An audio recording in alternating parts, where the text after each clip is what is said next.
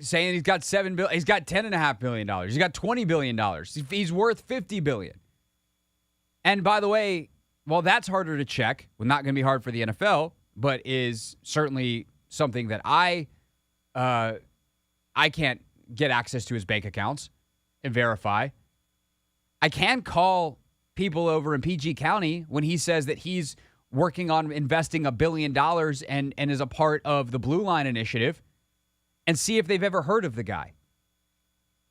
And the answer was no. The answer was no.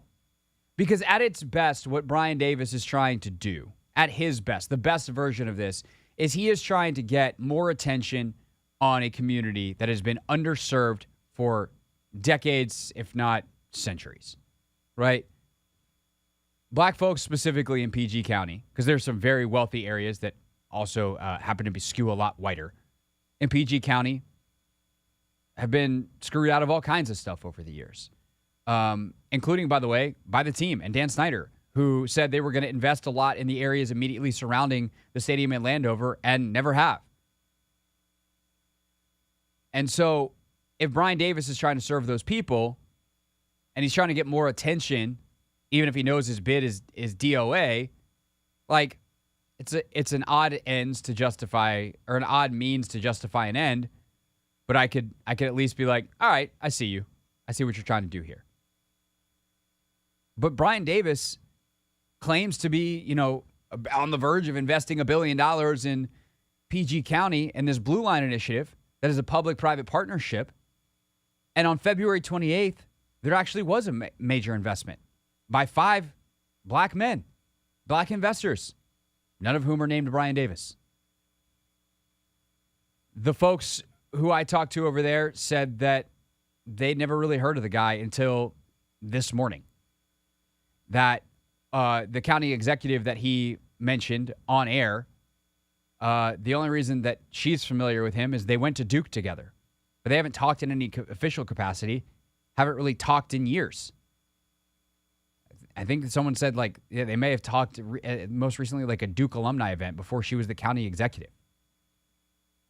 So the idea that Brian Davis is doing all these things and that this could be a means to justify an end, to get himself some attention, to get attention on people who deserve it, falls through immediately. He's mentioned having this elaborate plan. It includes an amphitheater ready to develop if he got the team. None of the people in PG County have seen it. And you can't just submit a bid to the NFL saying, we're going to do this, this, this, and this, and it's all guaranteed, and we got this, and all that, if you don't actually have the approval to do any of it. So I would simply say this in summary. This could be a Ponzi scheme. This could be something with Brian Davis, on a more personal level that it would be irresponsible and frankly mean to speculate on. It could be anything in between. It could be someone who's misguided. It could be someone who's got a lot of money all of a sudden, who actually has some good ideas and people have bought it and has raised a bunch of capital, but just isn't going to pass the NFL's muster because the money's quite literally too new. It could be any of the above. But what it's not is serious. And I mean serious through the lens of this is someone who could potentially buy the Washington Commanders. The worst thing that could happen, or the most impact he could have, is Dan Snyder decides to make things difficult for the owners. And in doing so, he pisses off Josh Harris, who is the only viable bidder, according to AJ Perez, and has been for months. Because here's the other thing. The only other name mentioned still is Steve Apostolopoulos, the Canadian guy, and he doesn't have the cash either, by most reporting. He's trying to find it, and trying to get involved. He's still involved in the bidding. But Josh Harris has won the team. And that is why, after we talked to Eric Flack, who now has more information on Davis that is damning and bad in the form of a new lawsuit from the end of March that he discovered today. After we talked to Eric Flack at 5 o'clock, we're not talking about Brian Davis on this show. And none of you should really spend your time on him either. I think it was a good get by the Junkies this morning. I get why they did it. Darren obviously when a local TV news reporter says something, like, people are going to listen. And so, hey, go ahead. Give us it in your own words. Problem is, for Brian Davis, all his own words did was get him into even more trouble than he already was, because you got people that will actually do the work and go, hey, let's check into this.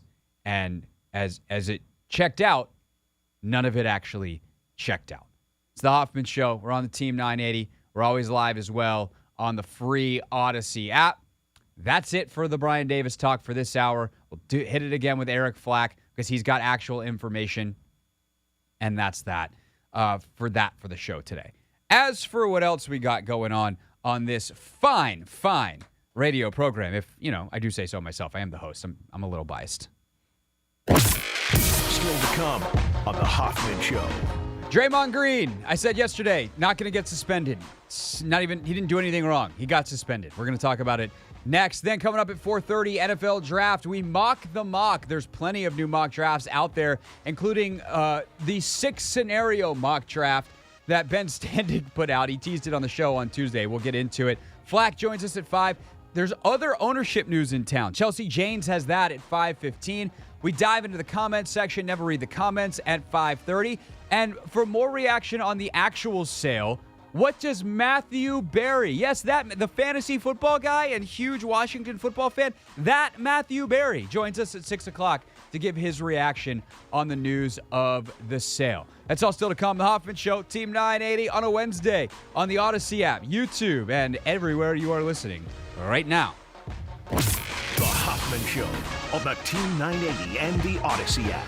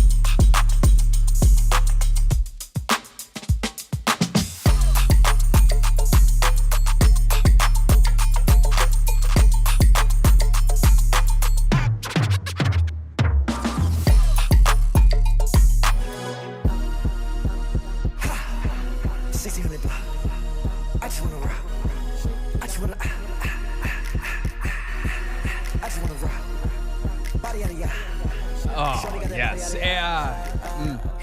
Excellent work, Anthony Haney. Excellent work. It's the Hoffman Show on the Team 980. Always live as well on the free Odyssey app. Streaming live on YouTube as well. And if you're on the stream, you just got a show from Haney. Full-on dance. I think that's your first chair race since we started the stream. I think so as well. But today is my Friday, so I thought. Yeah, where the hell are you going? You're leaving me for a couple of days, which is, I guess allowed. You're like an adult and you get vacation. Yes. I will be heading to Vegas tomorrow. Oh, what's in Vegas? So Gervonta Tank Davis, he is fighting Ryan Garcia this Saturday, and I'll be out there for the fight. Nice. Yes, sir. That should be fun. I'm going out to Vegas next month. I think I'll be a month from today. I'll be in Vegas. This is gonna be my first time. I've only been once. I went for NBA Summer League back in 2014, which is like the lamest Vegas trip anyone will ever have in their 20s. Because I had no money. It was like right as I took this job, but like I needed to network and some NBA stuff, and then everyone was like, "Summer League's amazing. Go to Summer League." And I was like, "All right, I'm gonna pay my way to Summer League." I flew like Spirit Airlines. I was like, "Here we go." That's how it is sometimes, So yeah, but no, we're going out. We're going out for the W opener. We're going to hang with Alicia, who signed with the Aces in the offseason. So yeah, I'm pretty pumped for that. Who do they play? Oh, I don't remember, but they'll hang the banner, so that's cool. Yeah, you're gonna have a fantastic time out there. And we got time, and I have a little more cash in my account this time. But not that we're gonna go crazy, but I'm about to say, you about to hit the strip, man. No, maybe like I feel like we should do some gambling just to say that we did. Mm-hmm. But like I'm gonna go to like a Cirque show probably. Yeah. So anyone that like has a standard Vegas favorite show that I got to see while I'm out there, hit me on Twitter at Craig Hoffman. We're bummed because Adele has been out there for her residency, and she's like on a 6-week break, and we're right in the center of the break. I'm already knowing. Yeah. I'm her biggest fan. Yeah, I remember this. This. So super, super sad. You look a little bit like Rich Paul. Really? I think there's a little bit there. Who's Adele's significant other, for those that don't know. I think I need to look more into it. That's my first time ever getting Rich Paul. Usually I get like Tyler, the Creator, or what is the other kid? Earl, the Sweatshirt. Like it's not like you guys look identical, but like if someone was like, "Oh yeah, Rich Paul's cousin Anthony," I'd be like, "Oh yeah, their dads are definitely brothers." You see it? You look it up? Yeah, I just looked it up. See it, like cousin level. Yeah, when he doesn't have the scruff, though. Mine is still coming in a little bit. Yeah. I got the chin hairs. Don't worry, young Anthony Haney. You'll hit puberty eventually. All right, real quick. We're going to get to Mock the Mock coming up at 4:30. Dive into some of the latest mock draft news. Commanders obviously have pick 16, and they are a week, as is the rest of the NFL, a week and a day away from the first round. But Draymond Green suspended. And I'm kind of speechless, which is real bad for a radio host. But Draymond, to me, didn't do anything wrong. And while I understand the NBA did and should take into account past history, and that the idea that someone is a repeat offender has to matter, the whole problem with calling Draymond a repeat offender in this situation is he's not an offender in this situation. Sure, he's a repeat offender based off of the fact that he's done multiple things in the past, but he, in this situation, did not offend. There was no offense. Draymond was a victim of gravity and unfortunate circumstances. Again, for those that may have missed my take on this yesterday, it's pretty simple. As Domantas Sabonis goes to the ground, he, and I will give him the credit that he was trying to protect himself, grabs Draymond. He just, his limbs, he's like, he curls up. He winds up grabbing Draymond's leg. Draymond, because it's the fourth quarter of a playoff game, realizes the guy that would be running down the floor with him to prevent him from getting a layup is on the ground and tries to, and also like feels his leg getting grabbed, and he tries to break free. He doesn't work initially. And so he tries now with force to break free. It's like, oh, I can't just run. And now he's off balance because he tried to already break free. And so he yanks his leg up. And what did we discuss yesterday, Anthony? Newton's laws of physics? Every action has an equal and opposite reaction. Right. So when the contraction happens in his legs and he pulls up and he uses his hip flexors to yank that leg up, the extensors in his hip, yeah, I just nerded out like that, fire back down the other way. And yeah, he landed with force because he was off balance. He had nowhere else to put his foot because that where Domantas Sabonis was down, and that's how gravity and muscles work. You yank it up, and then it comes back down, and he didn't want to fall, and so he wound up stomping on Domantas Sabonis. It's unfortunate. No one has to be wrong here. And for Draymond to get suspended at this point, to me, Anthony, is truly absurd and frankly embarrassing for the NBA. Yeah, I just didn't like the fact that they relied heavily on his pass. I could see if he, has always stepped on, 3, 4, 5 different people. Right, this ain't Grayson Allen tripping people. You're like, all right, maybe this isn't a coincidence. Exactly. And ultimately, I think this also just changes the series drastically from a competitive standpoint. So I don't know. It's going to be interesting to see what the Warriors do from here moving forward. But, I mean, I've seen a lot of NBA players come out and also agree that they think the suspension is a little crazy. Dame Lillard, he's been a little bit more active on Twitter. He competes against this guy all the time. He didn't think it was, suspension worthy. So if you got other NBA players, speaking out, like hopefully, they still got another day, but hopefully it gets overturned, but most likely it won't. Yeah, probably not. I don't know if the league suspends you and you appeal to the league. There is a process, but it seems truly wild to me that they suspended him. And, who's rooting for this? The Kings are, but come on. It's embarrassing for the league. You don't have to do this. There is an element of, yes, you can't just give people what they want all the time. There have to be fairness from a competitive standpoint. You have to have rules and standards and enforce them. But Draymond didn't break the rules. Or if he did, it's at least not clear-cut because you got plenty of people that agree with me and you, Anthony, and Dame Lillard, what a trio, that say he didn't do anything wrong. So if it's not a clear offense, why are you suspending him for a playoff game? It's embarrassing for the league. I hate it so much. And I do hope there's a mechanism to appeal and overturn, although I don't think that actually exists. It's the Hoffman Show. We're on the Team 980, always live as well on the free Odyssey app. When we get back, our Mock the Mock segment returns. We take a look at some of the latest mock drafts. I know Todd McShay has a new one out. Plus, our guy Ben Standig drew up six different scenarios for the Commanders in the first round. We'll explore them before the top of the hour when Eric Flack joins us here on the Team 980. This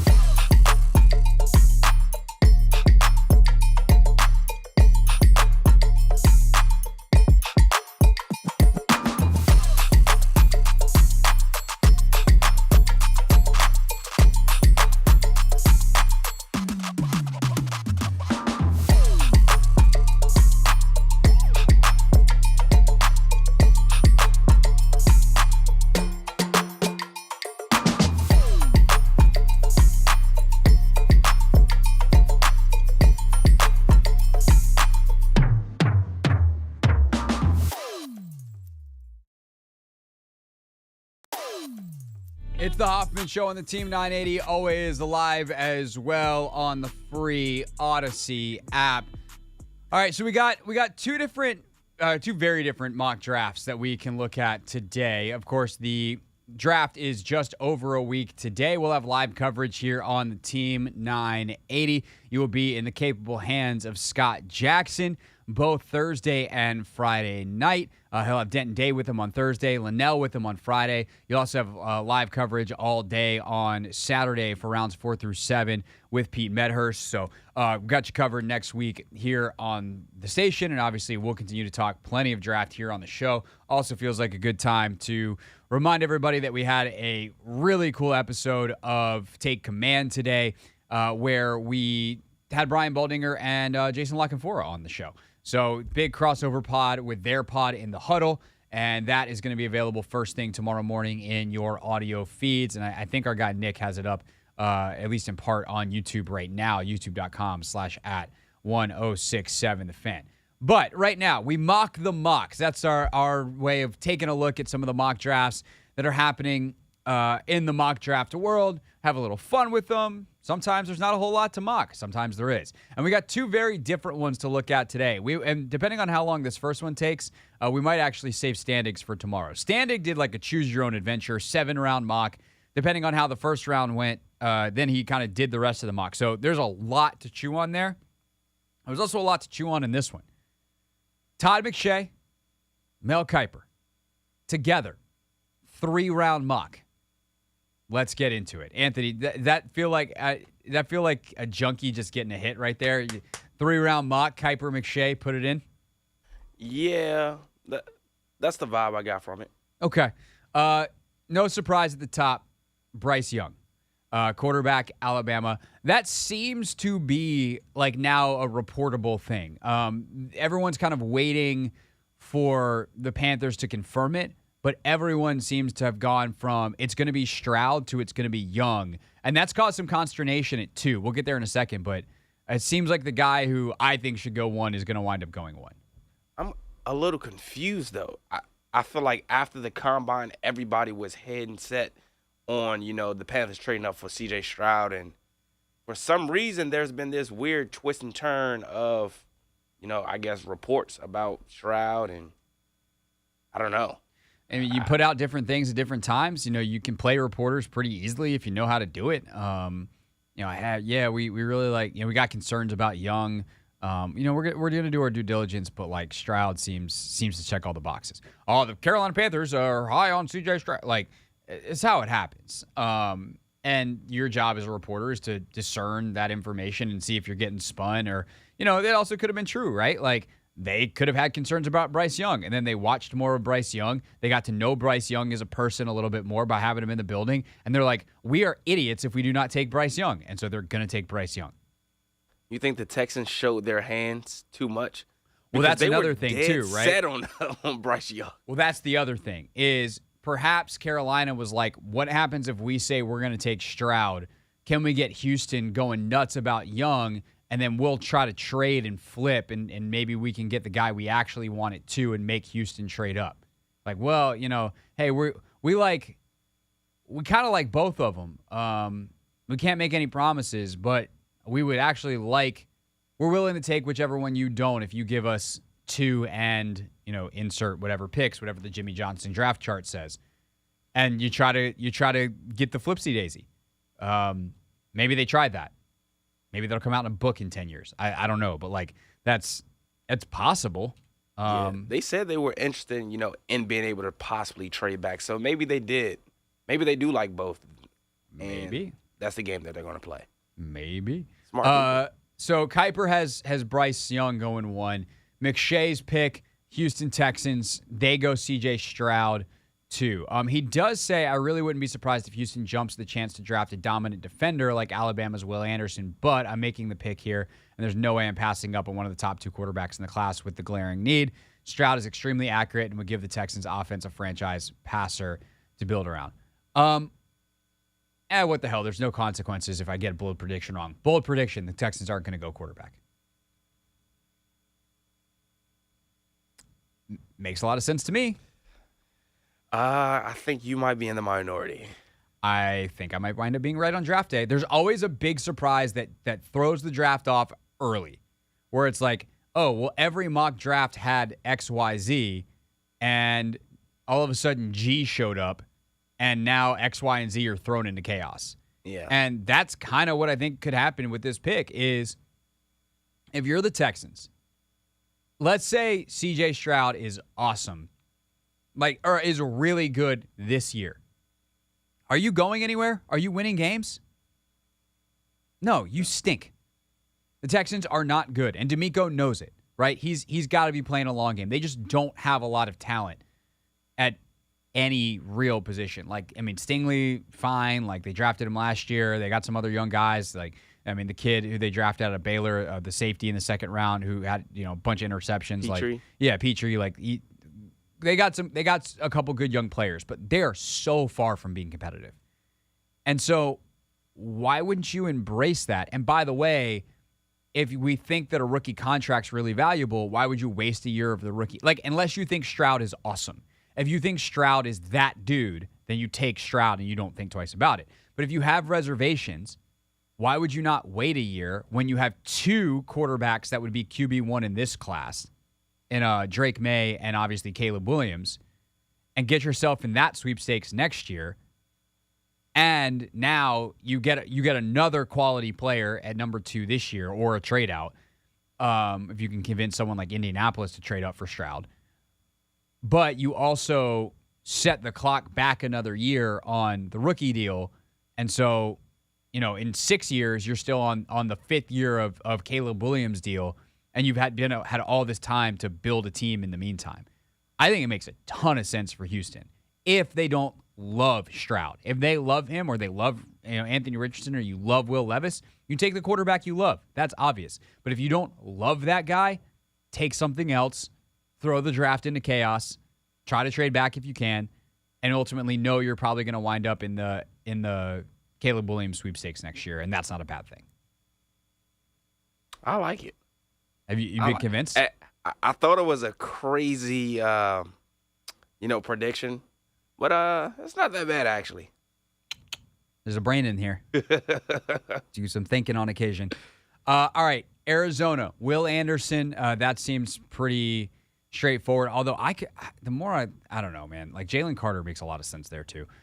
Just a matter of whether what you think you can get out of him, but we'll see.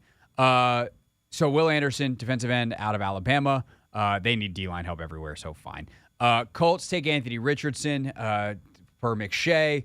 Obviously, that's pretty self-explanatory. We've talked about that a lot. Nobody seems to think that, the information people, Locken Forrest said this today. He doesn't think Jalen Carter gets past 5 at Seattle. It just seems like too much of a Pete Carroll, John Schneider type of pick.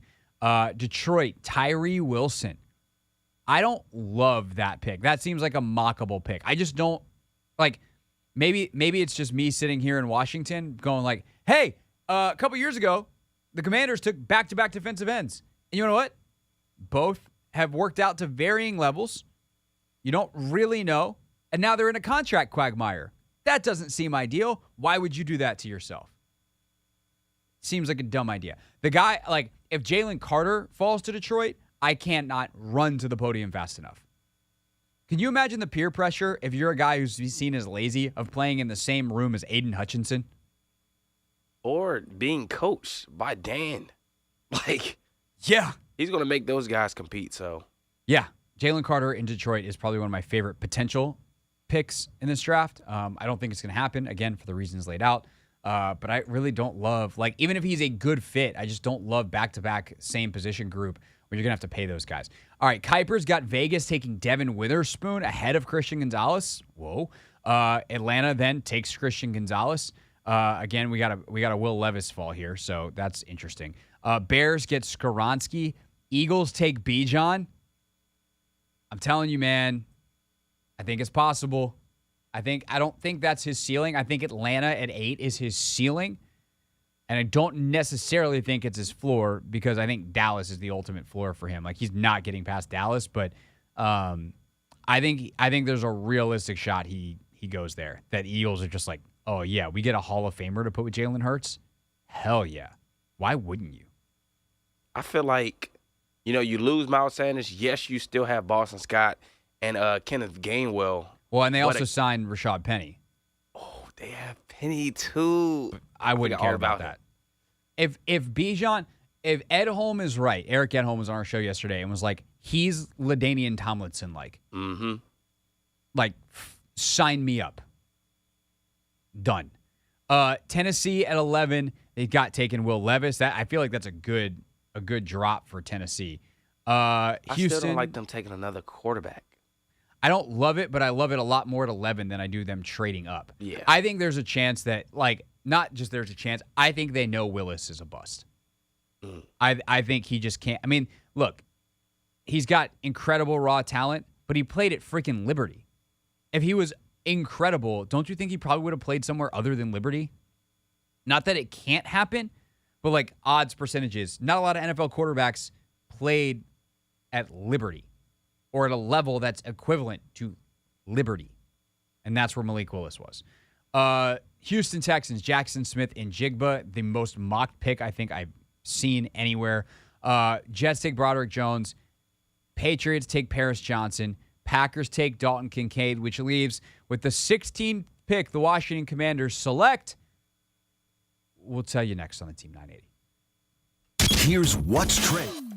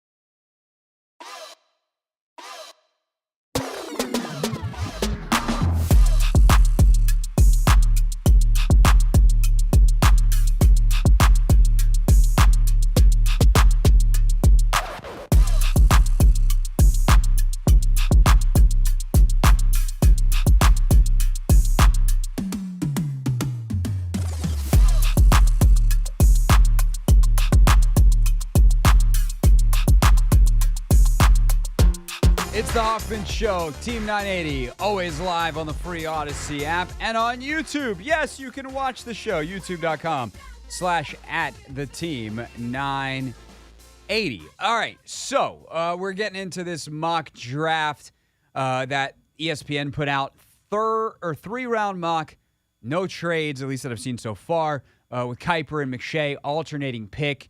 So we are at pick 16 for Washington, and Todd McShay has them taking a guy who Brian Baldinger called on our podcast today his favorite tackle in the draft, Darnell Wright, the tackle out of Tennessee. Here's the write-up from McShay. He says, I know Washington just signed Andrew Wiley, but Wright is an excellent run blocker who could be a long-term solution at right tackle. And if the Commanders want, they could bump him inside as a rookie. Wright plays with power and quickness to open up running lanes and stalls pass rush attempts. Anthony, what do we make of Darnell Wright at 16? Considering the O-line depth and him not necessarily being, I guess, you talk about tiers, in that tier 1 of the tackles and him more so being a tier 2, I think this is a situation where you could trade back and he still be there for you. Wright's a funky one because I think some people have him tier 1. I think some people have him ahead of Broderick Jones, ahead of Paris Johnson. Like, there is a tight, like, we actually talked about this on the pod because Logan's like a pass set guy. He's like, I want to see how your feel is. And he feels like you can coach up run blocking better. Baldy is like, I want to see someone who's a murderer. And that is his type as an offensive lineman. And if you like the murderer type, you like the mauler, someone who may occasionally whiff on pass pro or get their feet tangled, but gosh darn it, they're a physical, violent football player in a way that's awesome as an offensive lineman. You're Brian Baldinger, like, you'll like that guy a lot. And so there's plenty of O-line coaches in the league that I think are going to have Wright tier 1. I think he's super interesting because he's definitely a right tackle. And so if you're thinking long-term, like you just signed Wiley or Leno, like how much longer is he going to be around? I think it's a kind of a funky pick. But I also like if you like him, I don't hate it because I don't hate the idea of kicking Wiley inside. If this dude's nasty and like has that streak to him and he can play guard, I'm okay with Darnell Wright starting inside. Like this is the weird thing that I just can't quite figure out with them at O-line is everyone agrees they need O-line help because they can upgrade at any single position, but outside of center, there's no obvious need. They have a plan at every position, and even to center to an extent, they have a plan, and the plan might not be terrible. Leno's okay. At left guard, if Chris Paul has a huge jump from year 1 to year 2, that dude's talent is out of control. At center, discussed. Right guard, Cosme, like, okay. And then right tackle, you just signed Wiley. So it's just, I can't figure out exactly how the O-line pieces shuffle if you do this. But that said, I don't dislike the pick because this dude could be like an all-pro caliber right tackle for a decade, and that seems much better than what they have right now. Yeah, but my only concern is, can he come in and be impactful at right tackle from day one? I don't want to necessarily explore, him, playing guard, because again, I think we get into that, Ron's favorite word of position flex. We need a guy that's good at, just being a right tackle or left tackle if he's in the draft. But that's more so what I'm focused on, getting a stalwart at that position. Yeah, that would be nice. And I think Wright can come in day 1 and like play right tackle. The question is then what do you do with Wiley? Do you kick him over to left guard? I mean, okay, I'm okay with that. I don't know if he's okay with that. I don't know if that's what their plan is. That's the thing. I don't know what their plan is. I know what I would do, but I'm just to do the radio show. All right, quickly, let's roll through the rest of this first round and then hit the Commanders' second and third round picks. Again, we're mocking the mock, having some fun with Kuiper and McShay's 3-round mock today. Steelers, they've got taken Zay Flowers out of Boston College. Lions take Kalijah Cansey. So that gives them Cansey, Tyree Wilson, and the guys they took last year, including Aiden Hutchinson. That D-line, boy. Oh, yikes, bro. Lucas Van Ness out of Iowa, 19 to Tampa. Nolan Smith to Seattle. That seems like a very Seattle pick. Just get a super fast dude who will look sick in that uniform. Chargers take Jordan Addison. Ravens take Emmanuel Forbes. Vikings take Joey Porter Jr. Jags take Michael Mayer. Giants get Deontay Banks, a player that I really like for Washington. Cowboys go receiver, take Quentin Johnston. That's interesting. Buffalo Bills take Trenton Simpson, linebacker out of Clemson. Bengals, Julius Brents, the corner out of Kansas State. Most people have him as a second rounder, but that corner class is all over the place. Brian Barisi out of Clemson to New Orleans. Miles Murphy, who's some people in the early parts of this draft process had going to Philly at 10, goes instead to Philly at 30. That feels like a steal, but it also probably just feels like a steal because of how influx his draft stock has been. And then Will McDonald out of Iowa State goes to Kansas City. That leaves Brian Branch as the first pick of the second round to the Steelers. That seems nuts. It's a steal. That's It's a great. steal. It's so Steelers. God, if they had him and Minka and those dudes are just roaming around everywhere and Troy Polamalu decided to come to practice every once in a while and give him a tip, that doesn't seem fair. Other players to note, Osiris Torrance goes 35 to Indy. Hendon Hooker to Seattle. That's interesting. Let's see. Who else before we get to 48?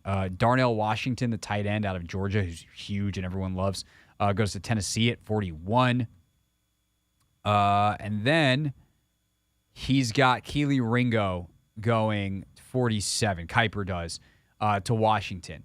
I like the write-up here. Ringo's a boomer bust defender. Some scouts believe he'll eventually move to safety. He's worth a flyer in round 2 because of his traits. If he puts his tools together, the Commanders get a steal. There were people that thought after the national championship game his freshman year that Keely Ringo was going to be a top 10 pick. And there are reasons guys fall. Like guys, not every guy that was a top 10 pick that falls all of a sudden becomes a stud in the pros. But a guy with that kind of traits, that's intriguing to me. I'd probably like a more sure thing because I think that whoever they take is going to have to play pretty immediately. Both they need a CB3 and, injuries have been a huge issue at that position for them. But a boomer bust Keely Ringo at 47, okay, I don't hate it. I hate it a little bit more if I could have gotten Deontay Banks at 16 or another corner I like at 16, and I have my choice of Anton Harrison and DeJuan Jones at 49 and 50, because that's what they've got in this mock. Anton Harrison at 49 to Pittsburgh, DeJuan Jones at 50 at Tampa Bay. If those two are on the board and they took a tackle at 16, I'm going to scream Friday night. This is sort of kind of what happened in Jamin Davis's, draft, I think, where Darisaw was on the board, and so was, Nick Bowen and Jeremiah Owusu-Koramoah. Like we could have gotten, a pair of those guys, and we went linebacker first instead of lineman, and then yeah. But it's okay. That's fine. Matthew Bergeron's still on the board. He goes 60. Ugh. All right, and then they don't have a pick till like 90, right? It's not 90. It's 90. This is great radio. 97. Zach Kuntz, the tight end out of Old Dominion, is who they have in the third round. So that's that. Tomorrow we'll get into Standig's massive multi-scenario mock. Toby and I will get into it. Anthony will be out tomorrow. So that'll be fun. Looking forward to that. Mock the Mock here on the Hoffman Show, taking a look at some of the hottest mock drafts out there in the NFL draft universe. When we get back, though, we are going to be joined by Eric Flack from WUSA 9. Brian Davis's name has been in the news a lot today. The stuff that Flack found, not very good. A new, fresh lawsuit that's less than a month old. Flack will fill us in. Next, it's the Hoffman Show on the Team 980 and always live on the free Odyssey app.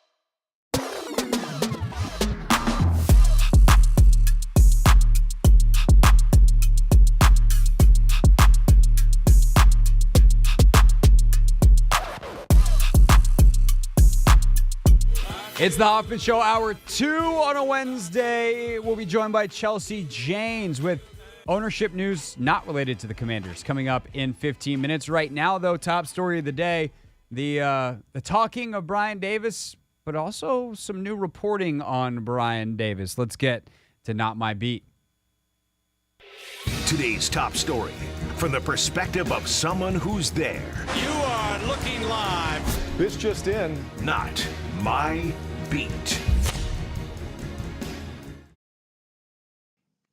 For more on all of this, waves arms wildly, let's bring in our guy, Eric Flack, WUSA 9. And, you know, I said off the top of the show after I did the little bit of reporting that I did, Eric, that I would never talk about Brian Davis again. And then you have reported that there is actually more to report here. What did you find as you did your own due diligence into Brian Davis in terms of this lawsuit that was filed against him 6 days after he says he submitted a bid for the Commanders? All right. So, Hoffman, what we were trying to do is focus on the here and now. He does say that was the past, our financial issues. I regret.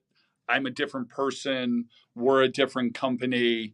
So we wanted to know if he had anything going on right now that would undermine the claim that things were different.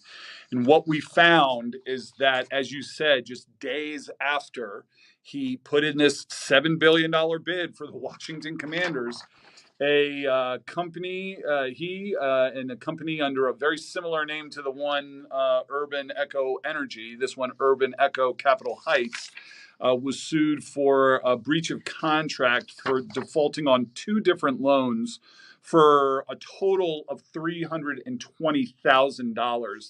The loans were allegedly, according to this lawsuit, made to Davis and the company back in 2019 in two different loans. He, according to the lawsuit, defaulted on both of them, has not paid back any of the money. The complainant, who I'm still waiting to reach their attorney, is asking for a judgment for all of that money plus $200 per day in late fees after that loan was due. So really curious as to why he would be accused of failing to repay a $320,000 loan, or why he would need a $320,000 loan in 2019, which is not that long ago, if in fact he was having the financial success with this renewable energy intellectual property that he says he has.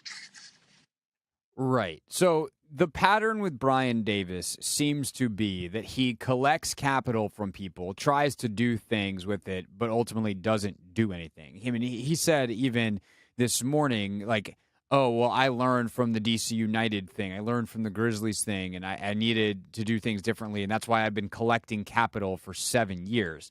And I just don't really understand how a guy keeps getting capital when there's no real. I mean, I'm sure you looked into this as part of, you know, your reporting process. Like, what exists that he's actually put his money into? Like, what is tangible? You know, intellectual property is obviously not tangible. It can be very valuable, but we don't really have any backup for his claims that his is worth a lot of money. And it's the intellectual property is an idea to build something that has never actually been built. So I guess, like, what am I missing here? No, I don't think you're missing anything. And I think that's why so many of us are confused, because what Brian Davis says and what we're seeing with our own eyes are two very different things. Brian Davis paints himself as a transformative entrepreneur who has an idea that will literally solve the energy crisis, and he's cashed into the tunes of tens of billions of dollars for selling that idea.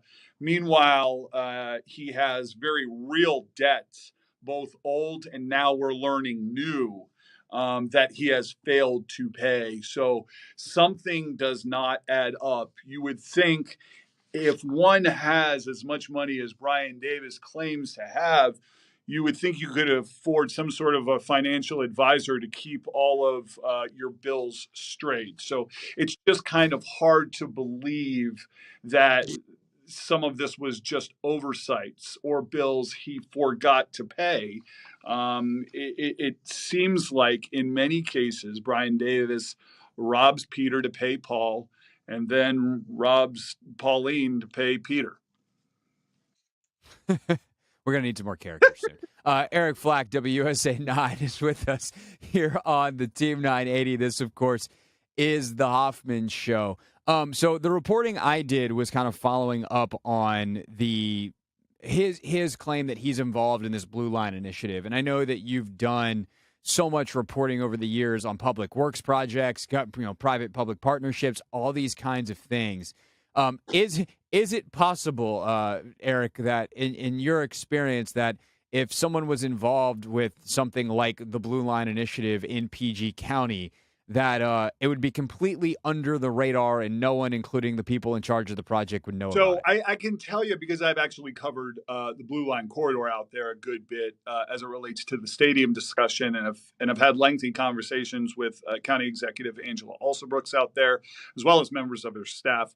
What I can tell you is that those who are putting their money and influence behind this project, which they find to be transformative, have been celebrated publicly and thanked and embraced because they know how critical those partnerships are. The idea that Brian Davis has been in significant talks to invest $1 billion into the Blue Line corridor, and nobody seems to be aware of it, is again fairly hard to believe. I asked one person with knowledge of that situation, Brian said he wants to build a river walk. And the person said, where's the river walk going to go? Like, even people who have knowledge of the project don't understand exactly what he's referring to or talking to. Now, could Brian Davis have had a conversation along the line somewhere with somebody who's tangentially related to that Blue Line corridor project? Of course, a lot of people can have a lot of conversations.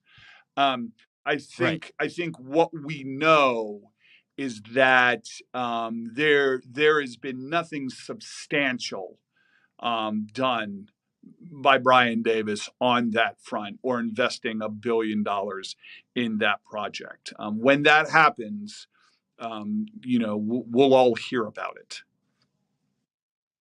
Right. That is very consistent with what I was told as well. Eric Flack, WUSA 9, is with us. I guess, the last question, Eric, and this is hard to answer. And the more we've talked about this story today, there's a bit of sadness, honestly, around this, where it's just like, what are we doing here? But like, if you Eric, found this lawsuit and like it's out there, and you would think if this guy's like trying to duck stuff, you would kind of lay low. You also talked to Sean Merriman, who says like, no, there hasn't been resolution. He still owes me money. Why do you think Brian Davis has put himself out there like this? Like, do you have any? Because like the most cynical version of me is like Ponzi scheme. Right. He's trying to, hey, if it was worked kind of once before with the Grizzlies for $350 million or whatever it was, imagine what I can do for $7 billion. What kind of capital could I raise, and then what can you do with it? But like, it doesn't really make a lot of sense to me, and I don't really have a good explanation. What's your best crack at it? That is the conversation that we're having a lot around the newsroom right now, while trying to whatever extent possible, not rush to judgment and keep open the possibility that he has $10 billion sitting in a bank. If in fact that is not the case, a lot of us are struggling to figure out what the motivation is behind this. And, there are potential explanations that I would rather not go into, because it's not for me to say. But I think a lot of the ideas we kick around are sad. I think we're all anxious to see this play out. I hope we do get some resolution at some point, either through the NFL or otherwise, as to what's at the bottom of all this. Keep in mind, I mean, this isn't going away. Brian Davis isn't backing down. He says he's turning in the Right. final paperwork to Bank of America today. We'll see if that happens, but we're kind of past the point of no return, in my opinion, and we're either going to get the biggest shock to many of us of a lifetime, which is that Brian Davis actually is a billionaire umpteen times over, or we are going to find out to a certain extent this was a house of cards. And I think we may be searching for a long time to figure out why. But I do think we need to have just a little bit more patience to give this thing a couple more days to play out, because the NFL, we know, takes their business very seriously. If he did have $20 billion or $10 billion in the bank and the NFL established that, that would not be the end of it. The NFL would then make sure they understood where that money came from. And Right. that would open a whole another box of questions if you are still skeptical about this intellectual property idea. So still a lot of unanswered questions that we all, I think, continue to search for answers to. Yes. The only things I would add to that are, I do think there's a scenario where it just kind of goes away, where like Josh Harris, the confirmation comes in the fact that Josh Harris gets the team, and no one ever comments on Brian Davis, and we continue on. I think that's kind of the middle ground, perhaps, of the two things that you said. The other thing I would just simply add is that patience is required here. Attention is not. We can be patient and let these things play out in the background and not give someone who has gotten a lot of attention and perhaps doesn't deserve it any more attention. So that's going to do it for our show talking about Brian Davis today. Eric will be talking about this coming up on WUSA 9 because that's his job and they pay him to do it. Eric, appreciate your time as always, sir, and hopefully we're talking again soon on something that's a little less wacky and more happy. I feel like you said that last time we did one of these segments, but... Yeah, well, we can keep hoping, Eric. Later, Hoffman. This is the Hoffman Show on the Team 980 and the Odyssey app.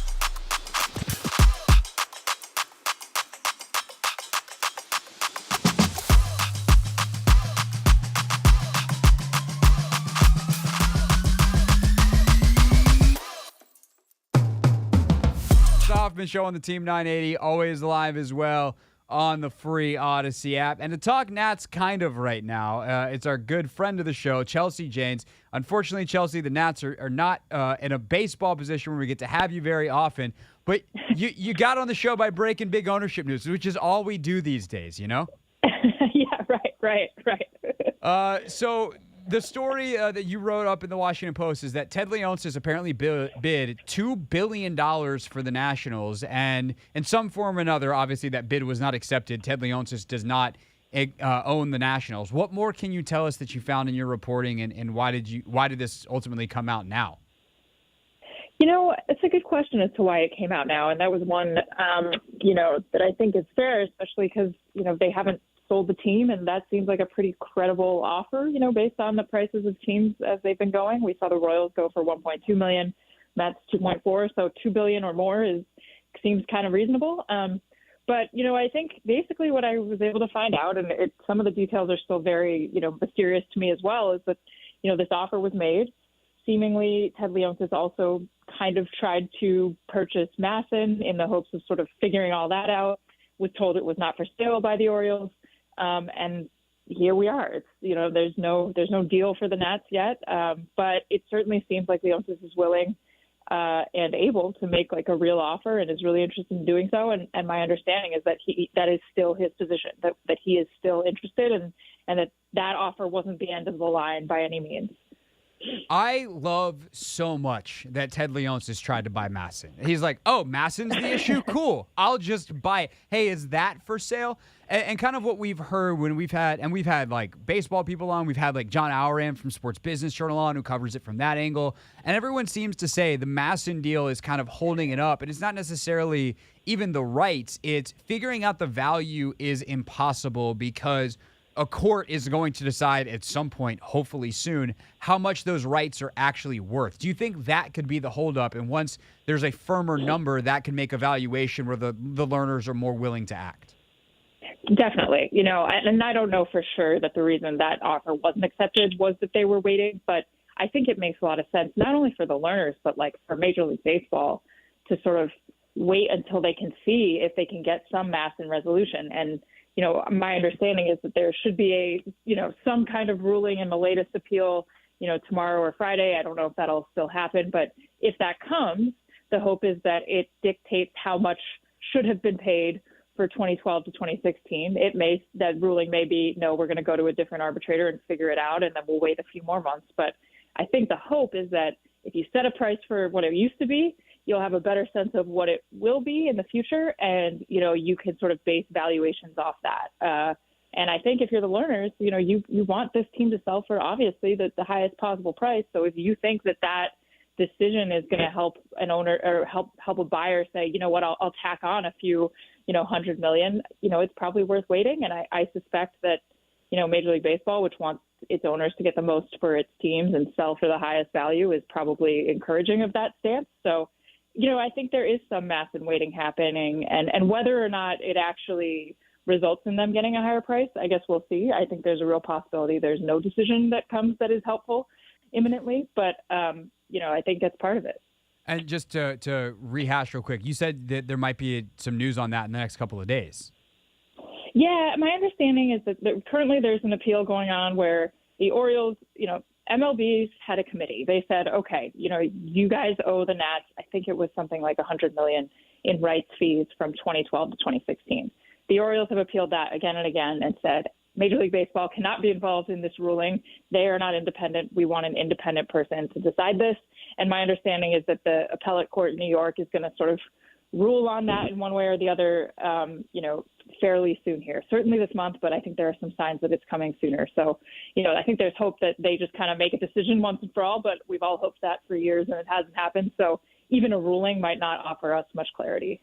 Chelsea Janes, Washington Post, with us here on the Team 980, again reported earlier today that the Nationals had received an offer from Ted Leonsis for $2 billion, but ultimately, obviously, that has not gone through, whether it was outright rejected or just kind of ignored and said, hey, we'll see about later is unknown at this time, per Chelsea's reporting. One thing that I've kind of wondered aloud, and I'm hoping that you, with your knowledge and expertise, can actually maybe answer it, is what role can the commissioner play here in invoking the all-powerful best interest of baseball clause? Because the stalemate that currently exists around Masson and the rights with the Nats and the Orioles and the team kind of in limbo, certainly not good for baseball.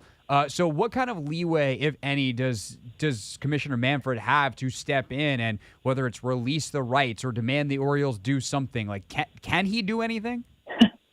It's a great question. My understanding at this moment is that the deal that was made when the Nationals first came to D.C., the deal that gave the Orioles their television rights in perpetuity, was written in such a way that it specifically wrote out the best interest of baseball clause. So it specifically made it so that Manfred could not intervene, or at the time, Buzz Selig. Now that, I think that's probably subject to negotiation in the same way that all of this is. Like if Rob Manfred really wanted to intervene, I think they could probably, do something and the Orioles would tie it up in courts and, the whole thing would continue. But my understanding is that the Nationals at least think, maybe Manfred tries to broker a deal. He's been involved a little bit here, but if there is a Masson ruling that gives him precedent, right? So if you can look and say, okay, that's what you guys got paid for these years, I think the Nats at least are hopeful that he could step in and say, let's figure out the next few years based on that. We have a number, we can build on this. But I do not think that he is in a position where he can act unilaterally.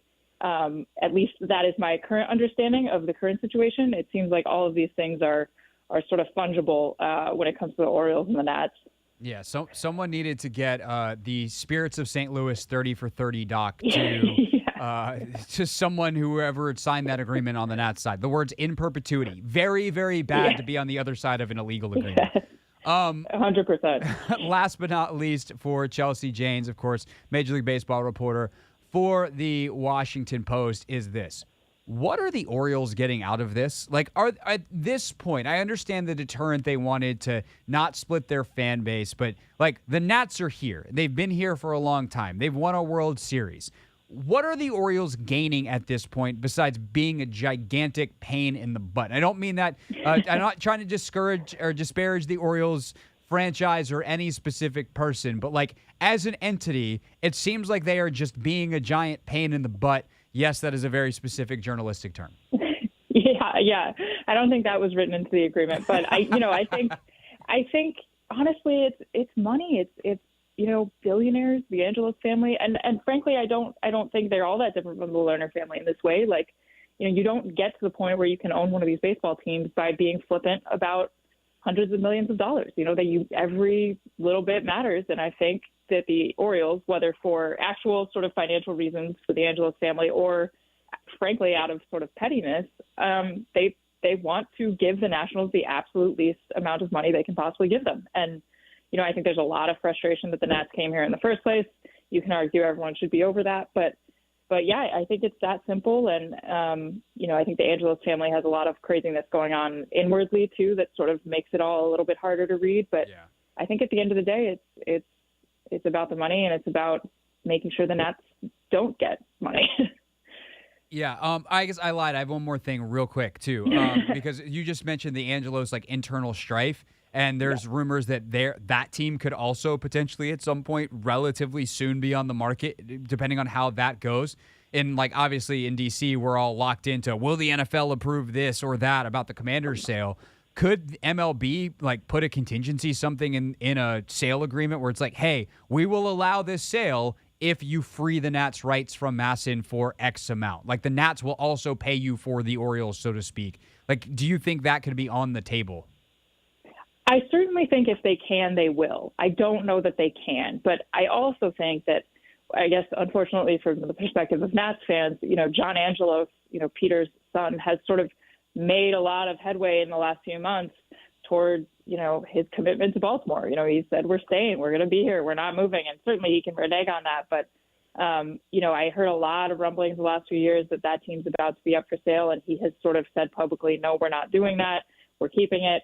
So I don't know. But I do think if it does come to pass that they, are for sale at some point soon, if there's a way MLB can write something into this to make everything easier, I'm sure they will do it. Yeah, no doubt. And I hope they stay in Baltimore for Baltimore's sake. I just hope that they let the Nats have TV rights, and that's a new owner here because that it's about time. Chelsea Janes covering it all for the Washington Post. Chelsea, I hope there's more baseball things that happen that we can have you back on the show. Been way too long. Thanks so much for coming on, and we appreciate it. Yeah, thank you for having me. Chelsea Janes, everybody, with us here on the Team 980. When we get back, we do the thing they tell us not to. We dive into the area of the internet that they say to avoid. And I'm going to be honest with you guys, I haven't even looked at it yet. Anthony pulled the comments for Never Read the Comments this week. Yeah. Matthew Berry, by the way, coming up at 6 o'clock as well. But we do Never Read the Comments next on the Team 980.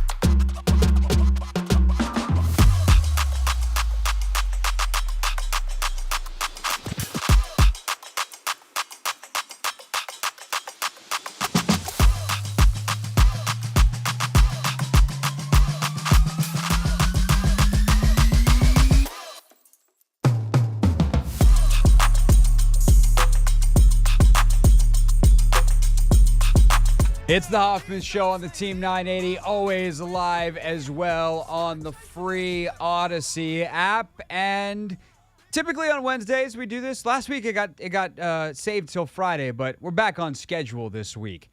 And we do a thing that they tell us is very dangerous. On the internet, there's all kinds of stuff out there. You gotta be careful.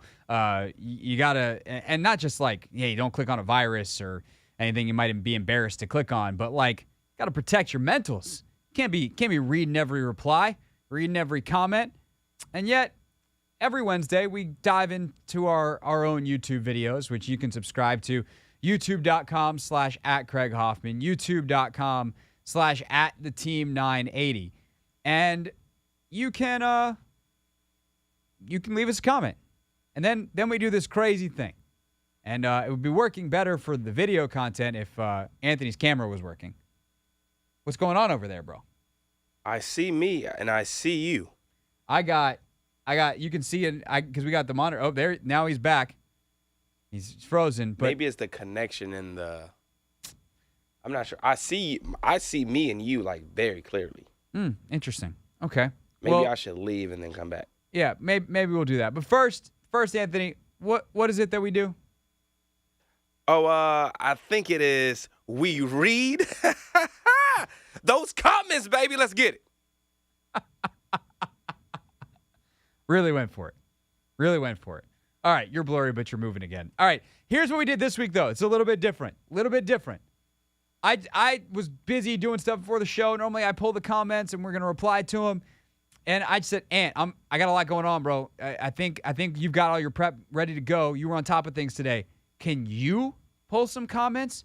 So, Anthony, what's in the comments section this week? Where are we starting with? We're gonna start with the Draymond Green Domantas Sabonis altercation. And our guy at Paper Tags, he says he disagrees. Draymond's reaction was disproportionate and blatantly, obviously intentional. Sabonis got dirty and Draymond went WWE on him. If Draymond had just stepped on him, he probably would have been fine. But he stomped on him in the most obvious intentional way. He had to get ejected. That being said, I probably would have done the same in that situation. That's funny. It was terrible. It was awful. And I would have done the exact same thing. I will give you that Draymond Green was theatrical. I will give you that what happened to Domantas Sabonis probably really hurt. But I do not give you that it was intentional, other than like he was trying to break free and he didn't. Like, it was negligent, perhaps, that he wasn't very careful about what was beneath him. But what he expected to be beneath him was the ground, not a human. And so I don't get it. I hate the suspension so much. And I can't agree with that. I know how gravity works, and that's going to be the line I go back to. I know how gravity works. Our guy, Brian Jones, 87, seems to agree with you, Craig. He said the league is soft, and they suspended him. What a joke. Agreed. Next. No notes. Perfect comment. And then we got Kurt Altskull. It's a weird YouTube name. Now you know. Welcome to my world. Yeah. We'll go with Kurt Altschul, 1152. Yeah. First, I live near Sac, but I grew up in the 60s, a San Francisco Warriors fan. Yep, that is exactly where they were called 50 years ago. Facts. Good gracious. And he grew up in the 60s, and he's commenting on YouTube now. Yeah. My dad could never. Sorry, Steve. He says, I'm in a great position. As far as I'm concerned, it's a win-win situation when the Kings and Warriors play. I've supported Draymond Green for years. I think he's a very bright and excellent defensive player. I love his enthusiasm, his leadership, and I love the way he fights for himself and his team. Regardless, despite Sabonis grabbing Green's legs, Draymond's action was not an action of simply putting his foot down. He stomped down. Green could have easily stepped over Sabonis, and instead he clearly stomped on him. The refs made the right call, and I elaborated on those words because they were in all caps. You did a great job there, Ant. Excellent. Thank you. Excellent work from you. It's art. He stomped down. Like, have you ever tripped? And when you trip and you go, whoa, and then you got that first stomp step to try to catch yourself. Exactly. That's what that was. And no, I don't think he could have. Like, Domantas Sabonis is an enormous human being. And the way Draymond was, like, if Draymond had tried to really balance on his other foot and, like, ballerina himself in a moment, or pick your other dance or athletic endeavor that requires an insane amount of balance, and then gently placed his foot somewhere else, or waited for, excuse me down there, sir, would you mind letting go of my foot? No. As I said in the video that these guys commented on, like, it's the fourth quarter of a playoff game. He's trying to get his butt down the court. Of course he was a little dramatic. Of course he was a little forceful, because he was trying to catch his balance and start running. He's trying to go play basketball, and Domantas should have let go of his leg sooner. That's my take. I can't be convinced otherwise. I've watched the video a ton, but I appreciate the comments. Let's move on to the next video, Ant. What else we got? We have the Mark Schlereth, Dan is a turd comment section. Oh, yeah, that one blew up the internet a little bit. Thanks to everyone who watched that one on youtube.com/@CraigHoffman. I believe that is a 4,000 view video. Yes, sir. We love those. Excellent. Good stuff. Thank you. Muchas gracias. Merci beaucoup. My French training is going well. That sounds good. Merci beaucoup. Yes, sir. First comment from Sean Walker, 7238. So let me get this correct. The organization that Dan owns and runs treats you great, and yet he treats you like a turd? Make it make sense. I'm no fan of Dan, but this smells like complete BS. Yes, the people that hired Dan, or that Dan hired, a.k.a., or really the people that Jason Wright hired, after Dan had gotten himself in crisis for being a terrible person for 2 decades, they were like, wow, our alumni don't have a great time. Perhaps we should make that better, because what this comment is responding to is how Schlereth had nothing but nice things to say about, like, when he came back last season, and they called Fox and were like, hey, can Stink call the game? We're going to honor the Hogs. We want to make sure he's there. Like, Jason and his team did a good job. But Mark also told a personal story of his direct involvement with Snyder, where he got treated like he was the gum on the bottom of Snyder's shoe. And, like, yes, those two things can be true at the same time. The head of an entity can be terrible, and the entity can treat you well. That makes sense to me there, to quote, or to directly go back to Sean's thing. He said, make it make sense. There, Sean. I did. What else we got on this one? We have a comment from Stud Muffin. I see this one. This one looks like a long one. Yeah. Should I not? I got this one in front of me, so I'll see if I can paraphrase. I'm sure Harris and company are buying the team for investment, not so much as fans. I'm hearing that Harris turned around the 76ers. I don't know, but the record for them in 2015 was 122, and they've been over 500 since 2017, mostly over 600, so like one over half or 60% of the games. Second, he is from Maryland, but I don't see him moving the team like possible with Bezos and certainly the Canadian guy, but the market is there, so it probably won't be happening. Just because he's a billionaire doesn't mean he will have a toxic environment and treat people like sugar, honey, iced tea. Most people aren't that bad. Snyder's an exception. Harris is also known for hiring the right people. In the end, anything is better than 20-plus years of Snyder. I can't believe Harris would be okay with this team as perennial 500. Yeah, obviously this is comparing the way Snyder has treated people and Harris will. And also obviously gets into the winning, because Mark talked about in that video that, you know, that's a huge part of Dan's legacy, is the fact that the team hasn't been any good for a long time, and he was very happy for the fans. I mean, the 122 winning percentage in the early years of Harris were because he greenlit the process. They were bad on purpose. He's actually been very good at accomplishing whatever he wants in Philly. Do we want to be bad? We're really, really bad. Do we want to be good? We've been pretty good. They have the MVP of the league and are a legitimate title favorite for the second or third straight year. Like, he's done a great job there. And if he can recreate that here, people are going to be psyched. I've gotten a lot of comments like, oh, you should go do more look at Apollo Capital. Like, he's a billionaire. Of course, he's a scumbag. Like, there's levels to this stuff. And the personal lack of dignity and the personal stuff that Snyder has done is just, it crosses a line that I don't think someone like Harris is ever going to do. And so, look, is anything better than 20-plus years of Snyder? It's hard to be worse, but I think we have plenty of evidence that Josh Harris is going to not only be more successful as an owner, but is going to carry himself in a way that is very, very different, and it doesn't leave you with the conundrum we have as a fan of, like, this is my hometown team. This is the team I grew up with my parents. Like, it's a part of who I am. It's a part of my identity, and it's run by a terrible person. I don't know if I can root for them anymore. I think that's gone, which is the best thing that can happen.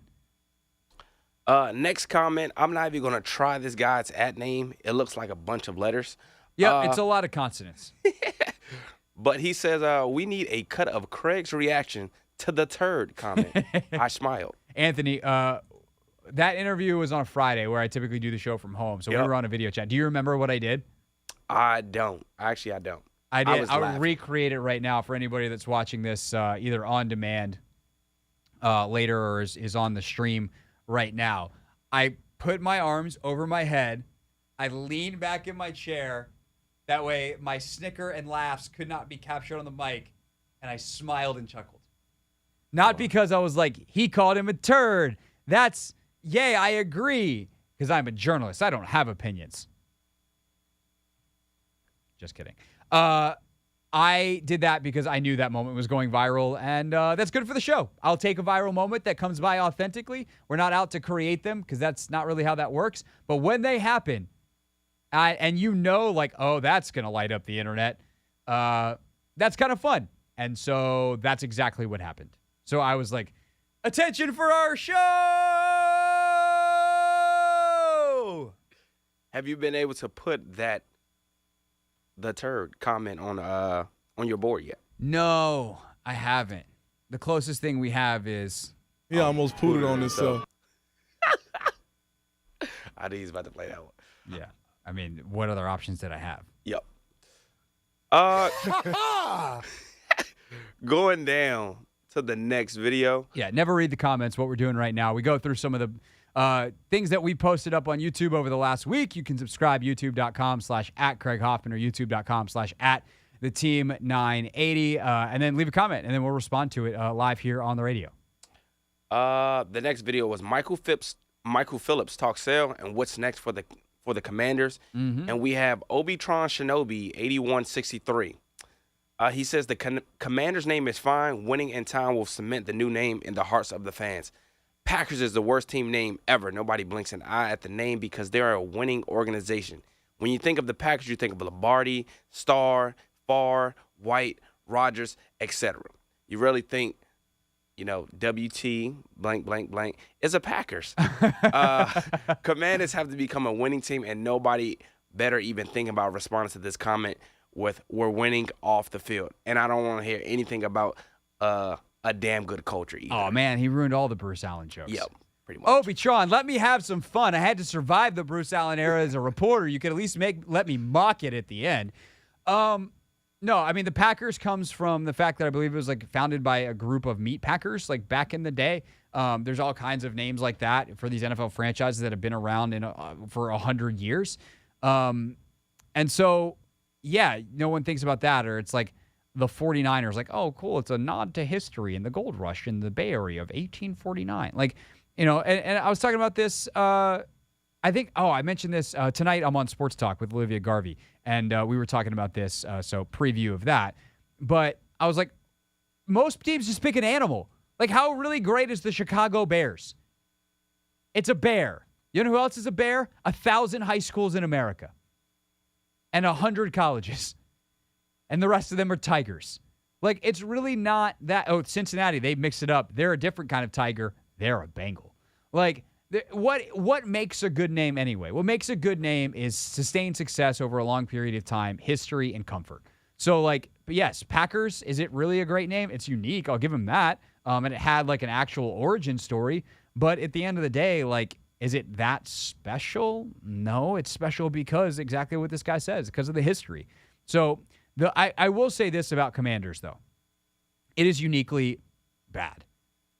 Maybe not uniquely as in one of one, but it is extremely rarely bad for two reasons, at least that I can think of very quickly. I'll go with three. One, Dan thought of it. And, the ties to the Dan Snyder era ending, I don't think is the worst idea. Two, there's no good shortened nickname. Like when they had to rename the Bullets and they became the Wizards. Wizards, like, okay, we got alliteration. Does anyone actually think Wizards is great? No. But you can call them the Wiz. Like you have something that works there. I mean, I go Zardos, but that's just me. Shout out to Clinton Yates.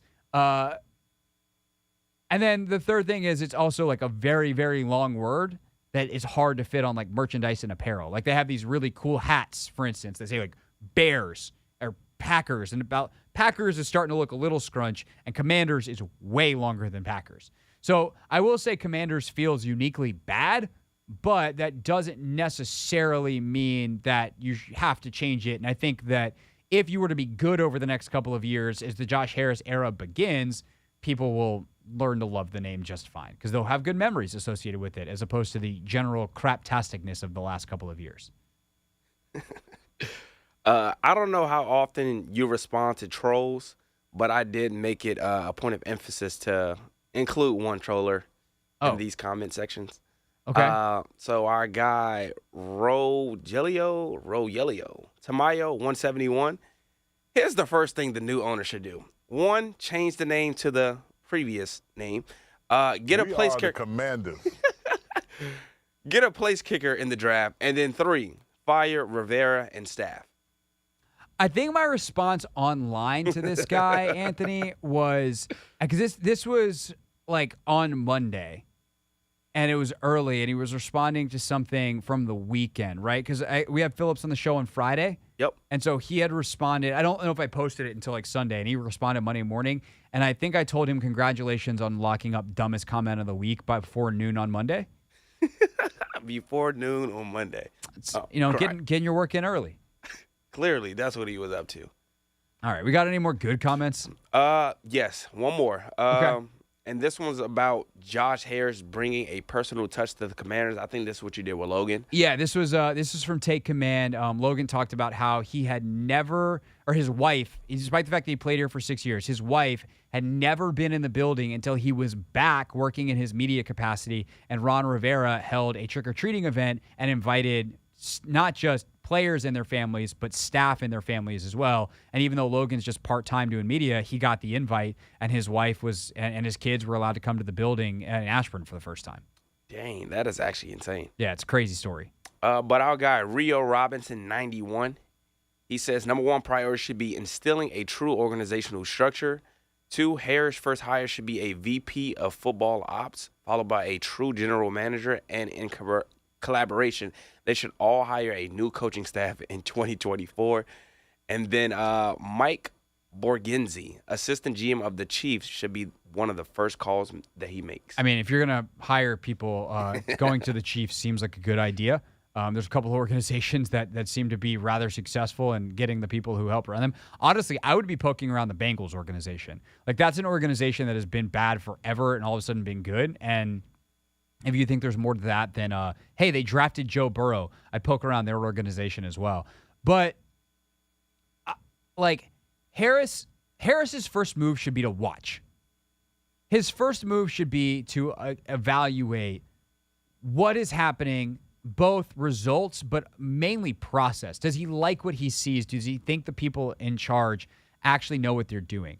There is a bit of an issue with a hiring cycle because Ron is the president of football operations. There's no one really above president unless you were to do like a CEO type of thing or a CFO is typically your chief financial officer. Could you do a chief football officer? Like, outside of that, it's hard to hire, like, a VP of football ops would report to Ron Rivera under the current structure, unless you took that title away from Rivera, but that's probably in his contract. So, and I don't know how he would feel about that. Would he want to continue? Like, there's complications there. Again, that's not to say that ultimately you couldn't have that conversation after the year. Be like, buddy, we're going to make you just the coach. I think you're doing a good job there, but we're going to take away the personnel stuff, and we're going to change GM. Mayhew's not doing it for us. But maybe he likes Mayhew, and he's like, hey, Mayhew's got a good relationship with Bieniemy. Ron, do you want to do something front office or become a liaison for public, not public relations, community stuff for the organization? And, kind of a proud alumnus, a coach emeritus, but ultimately, like, football-wise, we're going to hand things over to Eric, and he's got a great relationship with Mayhew. Like, I think everything is on the table for 2024. And those guys have put in a lot of work at this point, and we're going to see how it plays out. I think we might be having a different conversation if this ownership change had happened last fall, and based off the results of the season. However, we're here now. The hiring cycle also means that the top candidates aren't available because they're not going to leave their jobs at this point in the calendar. So you're better off just waiting, having some patience, and then after the season or late in the season, you get going on what's next. And again, if you want to get the Chiefs assistant GM, that seems like a smart thing to do. Poke around some of the organizations that have been good and hired good people. That seems smart. All right, that's Never Read the Comments. You can leave your comment, and we'll read it. You can do that, youtube.com/@CraigHoffman, youtube.com/@TheTeam980, where we also stream live each and every day from 4 to 7 p.m. Coming up next, we continue to get reaction on Josh Harris buying the Commanders from some famous fans. Matthew Berry, NBC Sports, joins us. Huge Washington football fan. What is his reaction to Josh Harris buying the team? That's next on the Team 980. This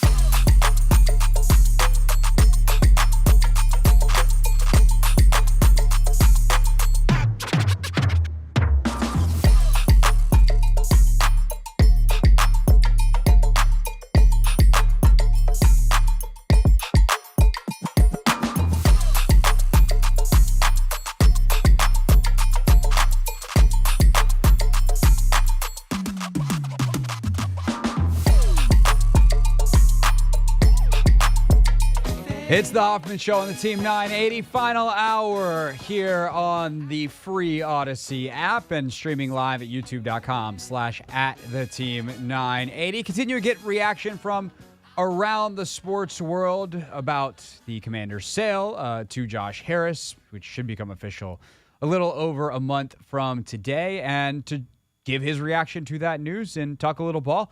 It's my good friend Matthew Berry from NBC Sports, of course, fantasy football expert, fine Syracuse alumnus. Matthew, what's up, man? Good to talk to you. Welcome back to the show. Thanks, Craig. Good to talk to you. Hail the Commanders. Hail victory. Yes, victory. That would be cool. I like victories. Let me start off with the very simple. We're a little or almost a week out from when the news broke last Thursday that Snyder had agreed to this deal, obviously in slow motion towards being finalized with Josh Harris. What was your reaction, though, last Thursday when you heard that news that it was Harris and that Dan was really selling? Yeah, I mean, popping bottles, dancing a jig, exciting.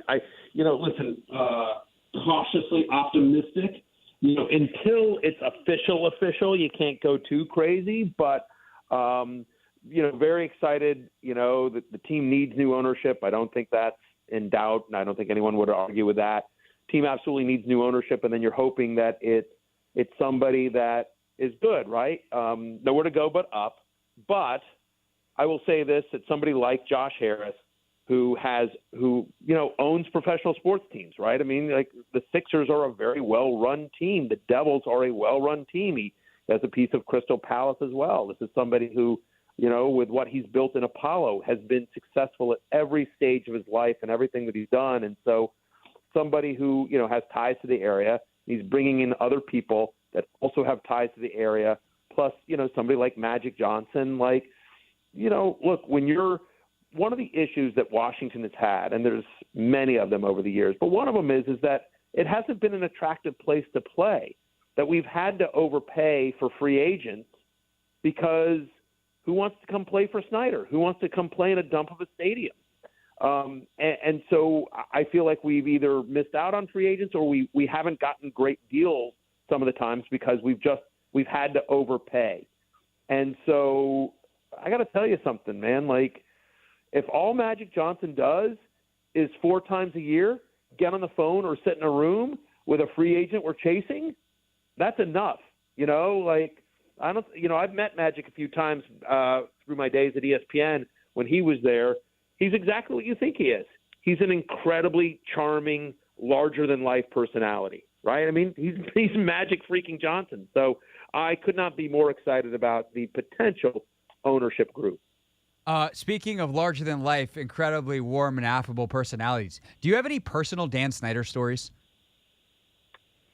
I met him once very briefly, and, it was I was at a game with my son. I brought my son to a game. It was actually it was a road game in Minnesota. Actually, it was a Thursday night game in Minnesota. RG3 was the quarterback. So we were able to get on the field. I knew the PR staff, and so they brought me over to, and at the time I'm on ESPN, and so they brought me over. Like, listen, I'm a guest of the team, and so I'm somebody in the media, and so you sort of think, well, listen, Washington could use some good press. Snyder could use some good press. So I think they brought me over, knowing that I'm such a massive Washington fan. Hoping that, hey, maybe a relationship develops here on some level and, that we could get some good press out of Matthew. And he, they brought me over to meet him, and he did not know who I was. He could not have been more dismissive. He briefly shook my hand and turned away. So that's my story.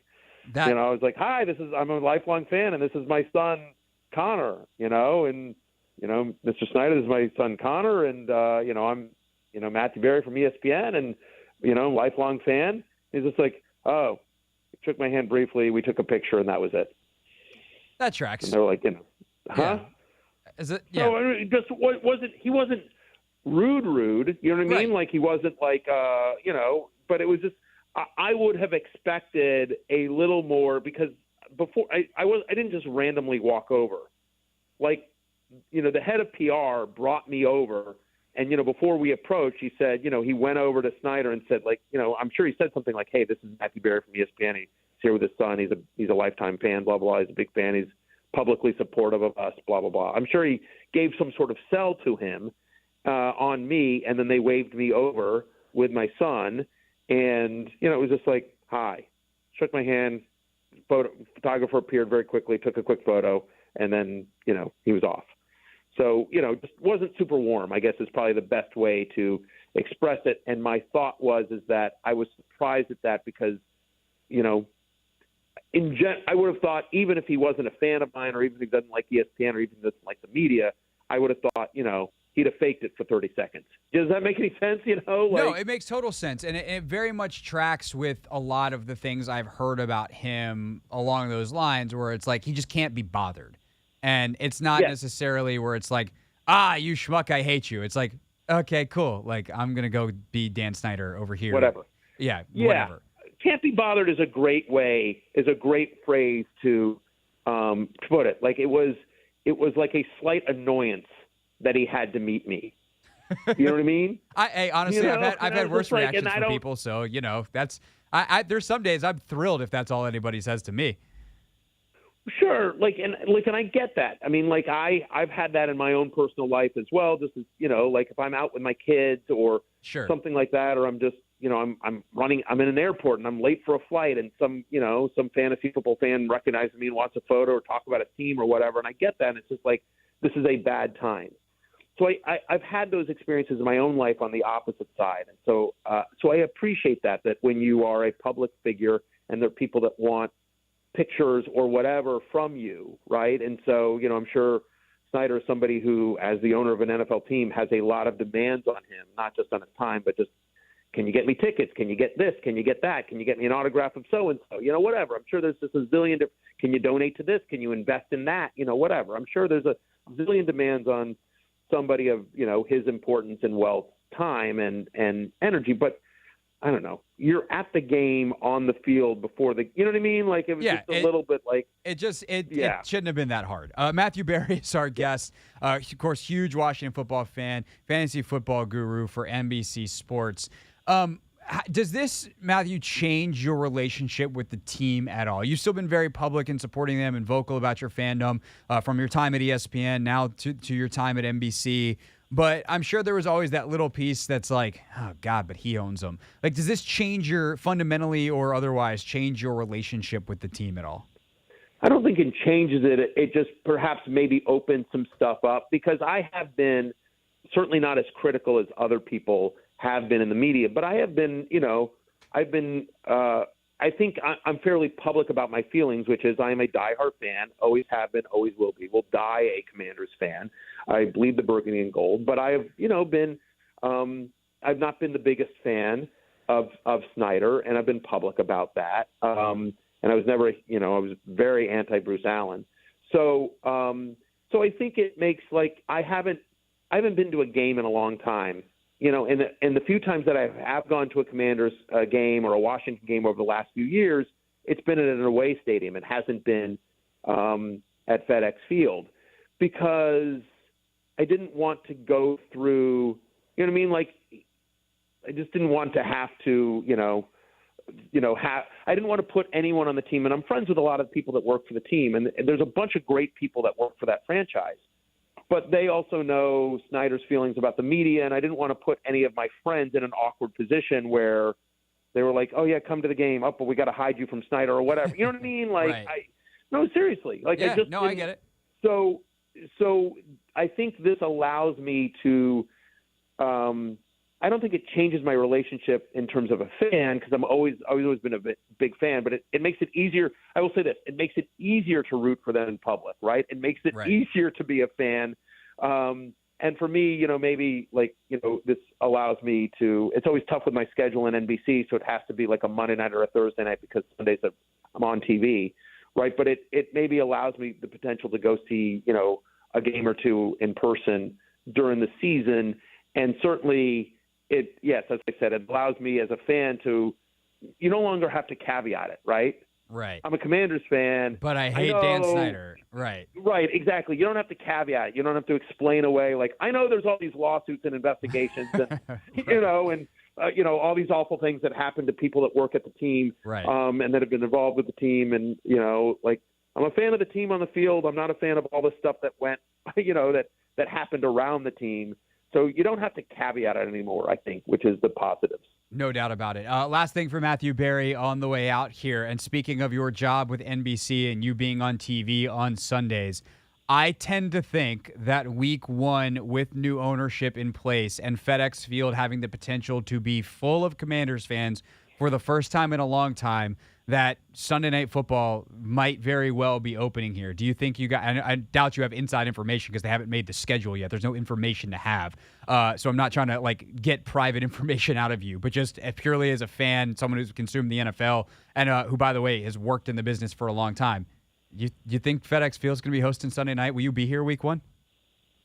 If they are, I absolutely will be. I think it's unlikely. But maybe, I could see it being a national game. I feel like, I guess it'll depend on who they're playing, honestly. My thought is they'll do Commanders Cowboys week one FedEx Field. Yeah, that and in that scenario, then yeah, maybe, right? Maybe. I personally think I have no inside source at all. Right. The NBC always does the first game of the season, which is a Thursday night opening game. Last year we did Rams-Bills.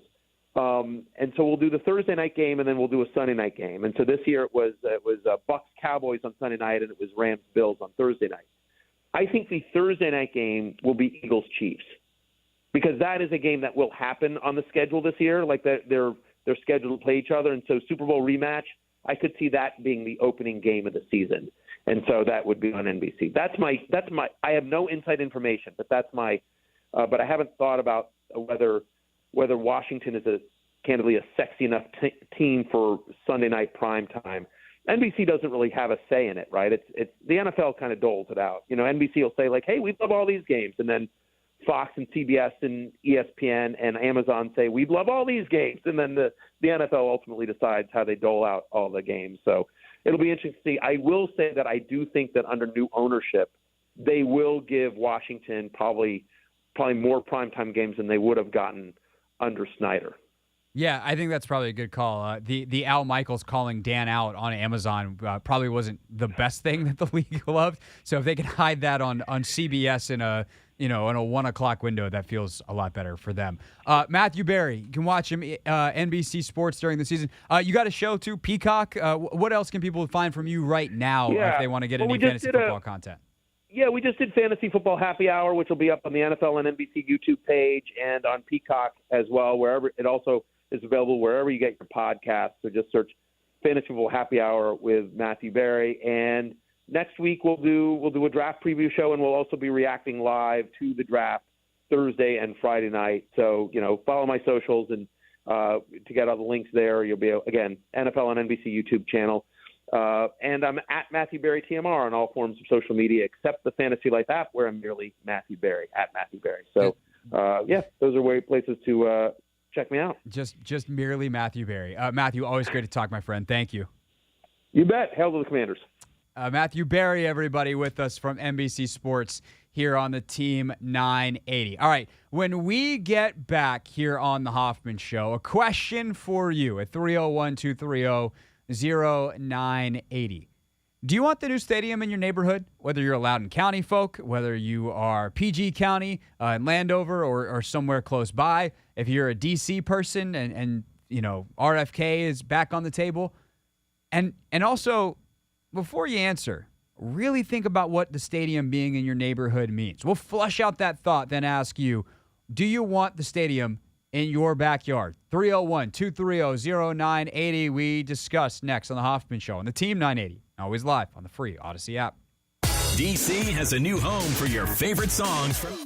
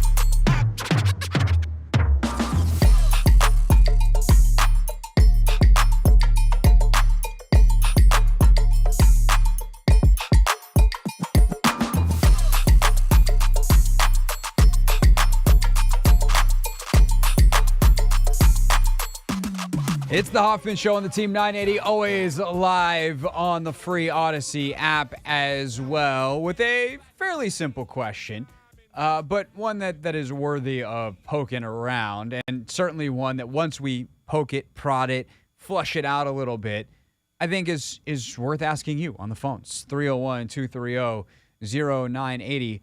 Do you want the stadium in your neighborhood? DC folks, do you want it at RFK? Maryland folks, do you want it in Landover? And then, Virginia folks, do you want it in whether it's Woodbridge or Dumfries? When Yates last week said the Dumfries Dome, I wanted to jump through the phone and pop him on the head. That was hilarious, but also we can't be doing that. We can't be putting that out in the universe. But Loudoun County certainly, as one of the county commissioner or county folks told Grant Danny earlier this week, when Dan Snyder's gone, we're interested. And the real question that we need to, or the real premise of the question involves fleshing out, what does it mean to have the stadium in your backyard? Because I was someone who initially was like, look, it's 10 days a year. Are the people really going to complain about traffic? Are people really going to be that upset about all these things? And then we were talking, I'll give him credit. We're talking with our boss, CK, in our meeting earlier today. And he's like, no, think of all the things that would theoretically happen at this stadium. So if you get a new stadium in the NFL, chances are you host the Super Bowl at some point. Now, would it be guaranteed to happen in D.C.? No, especially if it's a 50,000-seat stadium. But Allegiant's about to have one in Vegas, and it's a 65,000-seat that can go up to about 71. And if they can, whatever version of the dome, not dome stadium that you build here can get at least to 70,000 in certain capacities, then I think that Washington, D.C. is going to have a Super Bowl in the next decade. Probably 2028 or 2029. They just got to get the stadium, under construction, have everything confirmed, and then you plan on doing it the year that it opens or perhaps the year after. DC is going to host a Super Bowl, and that comes with a lot of stuff. Obviously, Radio Row and a lot of the stuff will happen in the district, in the convention center, and all of those kinds of places. And look, things happen in DC all the time, but there's still a lot that would happen at the stadium. And if you are someone who lives in Loudoun County, for instance, do you want all that stuff happening out in your nice residential neighborhood or in your residential neighborhoods of suburban Maryland, in and around the Landover area? Do you want that? Events like WrestleMania, which I don't have a lot of experience with, but CK was telling us that his brothers are super into wrestling, and they've been to some and dragged him to a couple, or maybe he went willingly. Who could know? I wouldn't want to upset my boss by saying exactly how many WrestleManias he's been to. But events like that get nuts. While DC is unlikely to have a World Cup anytime soon because we're missing our chance in 2026 because FedEx Field stinks, I'm not bitter about that at all. The next time the World Cup comes around to the U.S., if it's 2026, they probably have to wait 3 or 4 cycles, sometime in the 2030s, let's say, or 2040s. DC's definitely, like, DC could host the final. That is a zoo. It's going to be massive. Do you want that in your neighborhood? For instance, FedEx Field, by the way, this summer will host, within the course of a couple weeks, the Premier League Summer Series. So you have a bunch of soccer fans rolling through. And then it's going to host the Beyonce concerts back-to-back nights. Do you want these big arena shows, your Beyoncés, your Taylor Swifts, your artists of that size that do stadium tours? That's another couple nights a year where you have 50 to 70,000 people coming through that you're not necessarily having, and that maybe some of the surrounding infrastructure or the entrance-exit infrastructure wasn't built for. And so while it'd be cool if you're a fan, and look, we're talking to a skewed audience here. We're talking to sports talk radio listeners. Clearly, most of you listening are Commanders fans, and if you could walk to the games, that'd probably be pretty cool for you. But realistically, once you think of all the stuff that happens at an NFL-type stadium, from World Cups to international soccer matches to concerts to big events like a WrestleMania or different music festivals to the games themselves at least 10 times a year. Do you really want that in your backyard? I would still say, for me as a DC person, yeah, I still want it at RFK. Now, I don't live in the neighborhood at RFK, but I do live in an area where there's enough stuff happening often enough that, like, occasionally I get inconvenienced. I train out of an office. My personal training stuff happens very close to the White House. So there are days where I am late to work or my clients can't get to me because the president has to go somewhere and roads are closed. That's part of being in D.C. I'm just used to it. I'm fine with it. I wouldn't mind. And also, like, our station, I think most people know, like, we're located in Navy Yard. I will walk out of work tonight into a mass humanity of people going to the Nats-Orioles game. And I'll deal with it. I got, public transit. It'll get me around. And I think D.C. in that way is probably best equipped to deal with a lot of that stuff because people can use the transit systems. And now, look, you do have Metro out to Loudoun County now. So if you built the stadium off the Metro, even if people park in Reston, people park in Sterling, people park, at Dulles, wherever, they have ways to get on the Metro and get there without having to take it all the way from D.C. where it's a 2.5-hour train ride. Nevertheless, if you're coming from Maryland on the Metro, okay, but also you might sit in traffic for 2 hours on the Beltway anyway, so you might as well just pay $5 instead of the $12 in tolls and take the train anyway, and that helps reduce some of the parking and clutter. So I think there's pluses and minuses to all of this, but let's be realistic about the inconveniences that people are dealing with before just thinking about how it could impact them on an actual game day. Do you want the stadium in your backyard? 301-230-0980. Let's start with D-Dub. D-Dub, you'll get us going, and then we'll get some more calls after the break. Go ahead. You're on the Hoffman Show. Hey, look at here, man. I'm a true Washingtonian, and I'm going to give y'all some intel that y'all probably didn't know. Okay. Man, there are 8 ways out of D.C.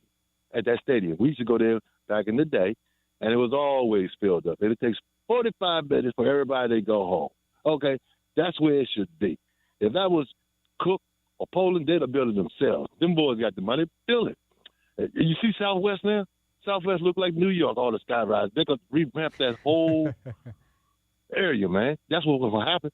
The hospital, that's abandoned now. They can buy that boy and put everything there. I got one more thing to tell y'all about this name, about the Redskins, man. They're the Redskins to me. Okay, y'all know cool. They're not anymore. We are the Commanders. That's how we roll. I appreciate the call up until that point. We don't use that word around here. There's a reason it was changed. It can be that to you, but you're going to keep that to you. This is my show. I agree on the geography of DC. It's pretty simple. There's a lot of ways in. Maryland folks can get down. You got a couple different ways that way. Virginia folks, from whether it's Southern Virginia, people coming up from like Woodbridge, Manassas, Stafford, all the way down to Richmond and anywhere up the I-95 corridor can get into D.C. that way. Virginia folks that live in Northern Virginia, Fairfax, Loudoun County can get over. And obviously folks in D.C. can get to the other side of D.C. Sometimes it feels like that takes the longest, but, them's the breaks. But between the metro access, between everything available, I think that D.C. is still the best spot. That's my own personal opinion. But there's a lot of talk about the people who live in that neighborhood now where there has been a decent amount of gentrification, not wanting all that traffic. Again, it's not just 10 times per year. It's every time there's a concert, every time there is an everything, any kind of event. And some of these things, like a World Cup, for instance, or even an international soccer game, a USA-Mexico game, let's say, that gets played in D.C., is going to bring a lot of people to your neighborhood. You're going to have a lot of people in the hotels and all those kinds of things. So it's not just the traffic on the game. It's, hey, all the fans from whatever country or, whatever event, all the wrestling fans for WrestleMania, all the Packers fans that come in for Packers Commanders on a Sunday. They get in on Friday or Saturday, and they're in all your local restaurants, all your bars, all your hotels. There's extra traffic on the streets. And if you live in a suburban area in, let's say, Loudoun County, my question would simply be, do you want all that? 301-230-0980. We'll take your calls with your answers next on The Hoffman Show.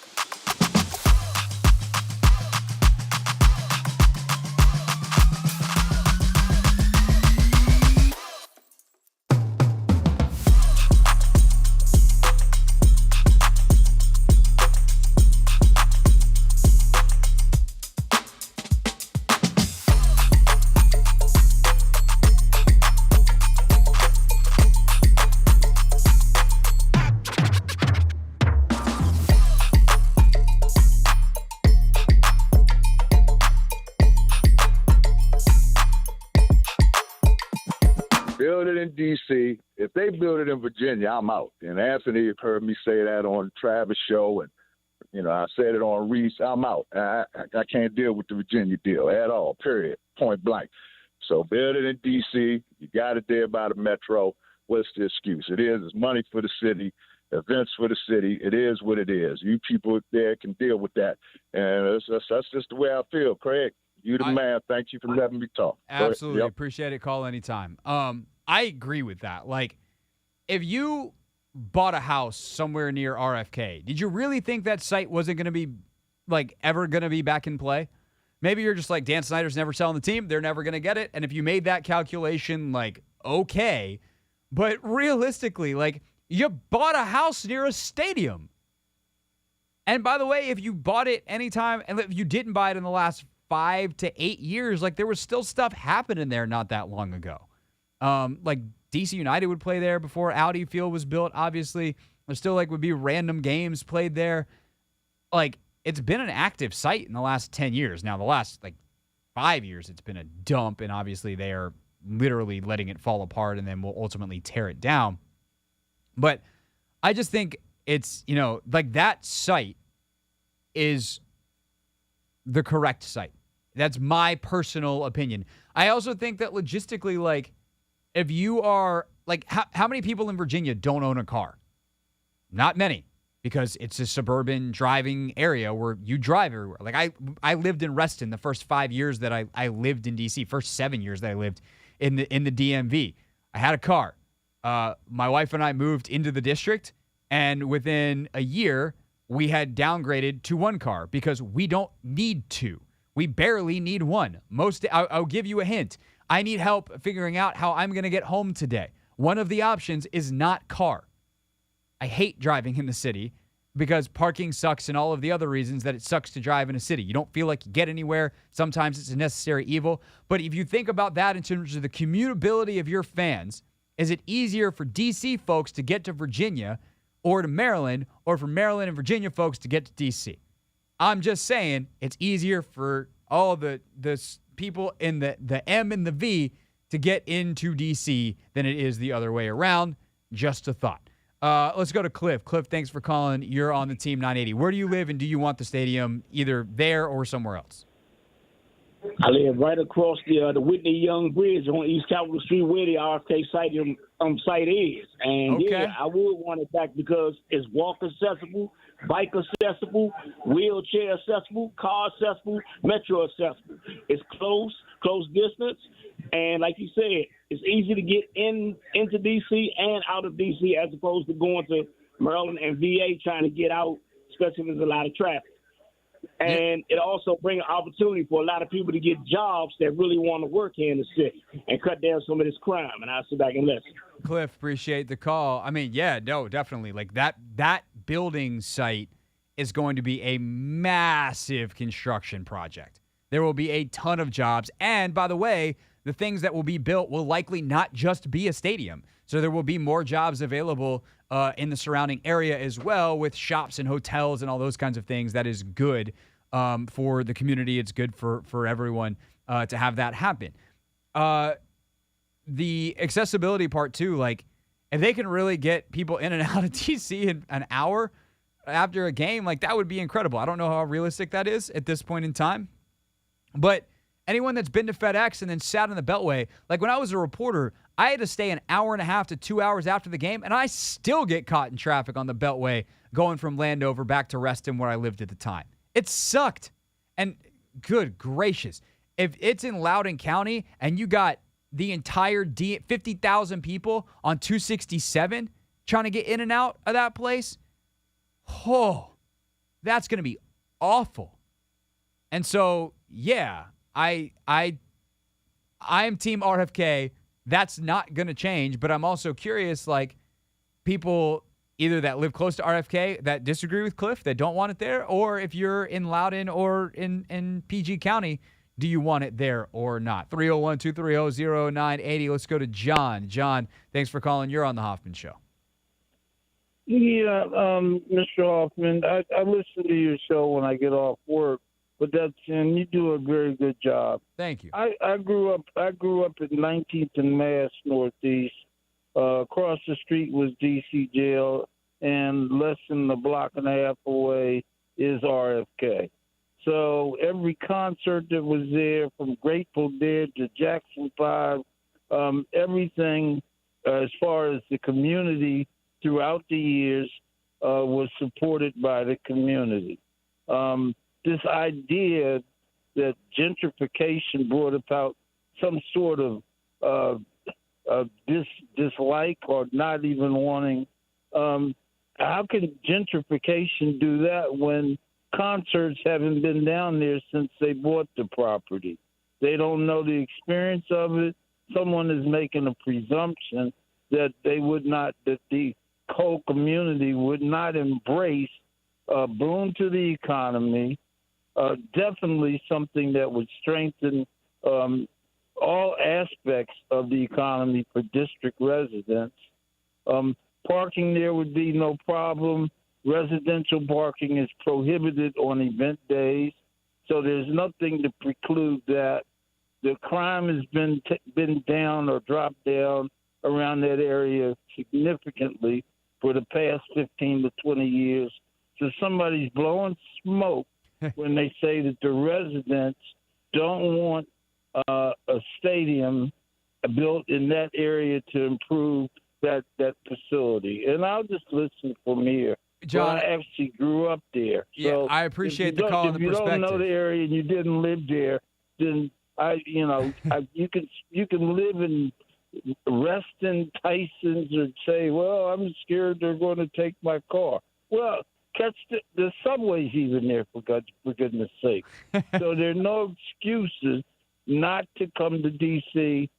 for an event. John, and I'll be quiet. Thanks for the call. I would say that there are, that's not coming from nowhere. There are people who live over there that have talked to reporters or whatever it is off the record, or polls or surveys that have been done. That information is coming from somewhere.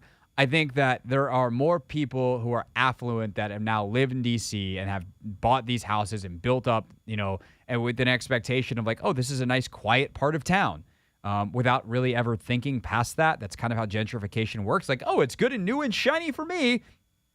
Why had nobody thought of this space before? God, was somebody living here?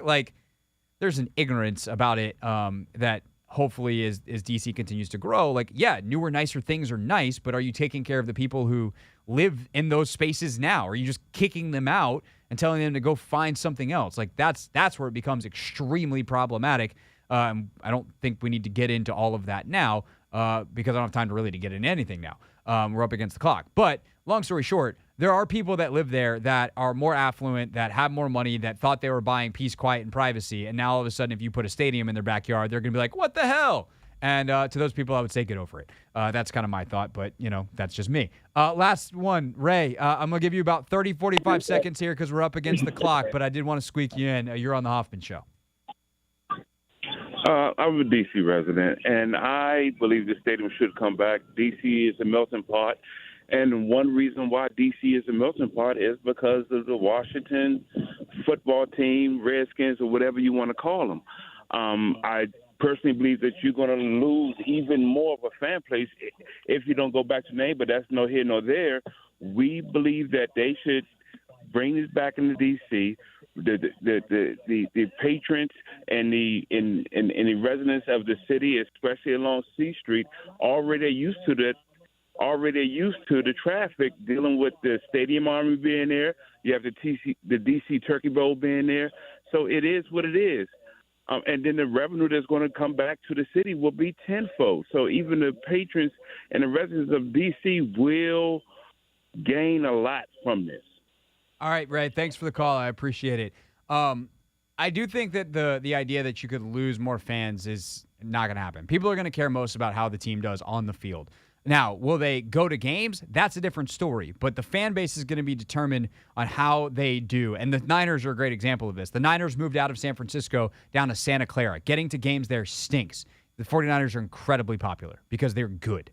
And that can't get lost here as well. Let's not be dystopian about it. It's the Hoffman Show on the Team 980, always live and on the free Odyssey app, YouTube as well, youtube.com/@ the Team 980. When we get back, Anthony's going to help me decide how I get home, and we'll have real things, real people said into real microphones. You can listen to the Team 9.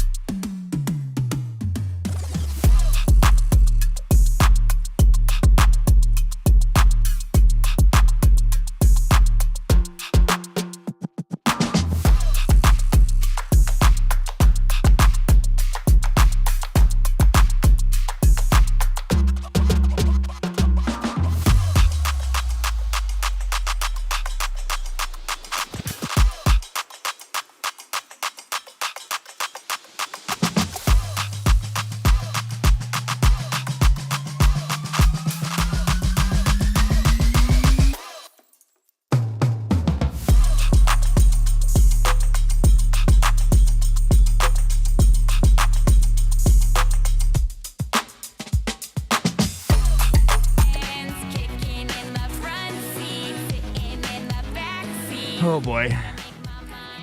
Whitzy can I take? It's your Friday, Anthony.